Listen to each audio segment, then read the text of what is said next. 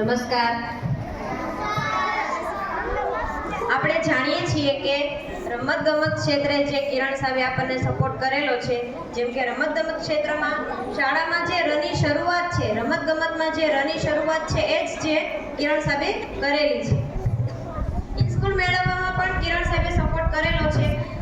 ખબર છે કે રાજપરા આચાર્ય સ્કૂલ મેળવવા માટે ઘણા લોકો મહેનત કરે છે, રાજકારણીઓના છેડા અડાડે છે, બધાને સ્કૂલ જોઈએ છે, છતાં પણ મળતી નથી.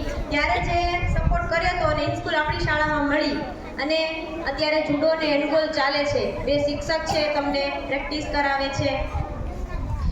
આપણે ગામની બહાર જે મેદાન છે, દોડવા માટે બાળકોને મેદાન હતું જ નહીં. પછી એ મેદાન જ્યારે લેવાનું થયું ત્યારે પણ કિરણ સાહેબે આપણને મદદ કરેલી છે.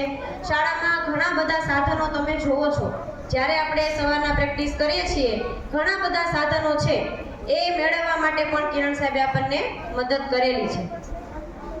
DLSS માં આપણી શાળામાંથી લગભગ 14 થી 15 બાળકો બહાર ગયા છે, હેન્ડબોલમાં, જુડોમાં, વાઈટીમાં. જે તમને લોકોને ખબર છે, ઘણા લોકો DLSS માંથી પાછા આવે છે અને પોતાના વક્તવ્ય આપે છે. અને વેકેશનમાં જ્યારે અમારે રમતગમતનો કેમ્પ લાગે છે, કેમ્પમાં પણ બધા રોજે પ્રેક્ટિસ કરતા હોય ત્યારે કિરણ સાહેબ સવારે હાજર રહે છે. લગભગ વેકેશનને લેતા નથી ક્યારેય.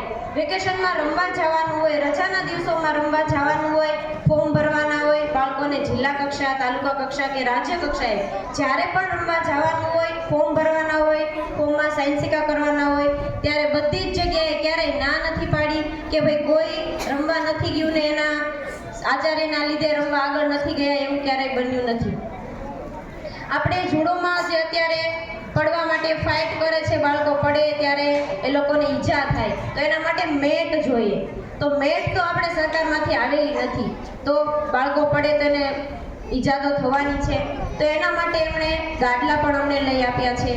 તો એ પણ બાળકોને સારું છે કે એ લોકો પ્રેક્ટિસ કરે છે અને ફાઇટ એ વ્યવસ્થિત કરી શકે છે. બધો જ જે રમતગમતનો ક્રેડિટ છે, અત્યારે આપણી શાળામાં જે પણ પ્રવૃત્તિ ચાલે છે રમતગમતની, એ બધી કિરણ સાહેબની મદદથી આપણે અત્યારે લઈ રહ્યા છીએ અને પ્રેક્ટિસ પણ કરી રહ્યા છીએ. અસ્તુ.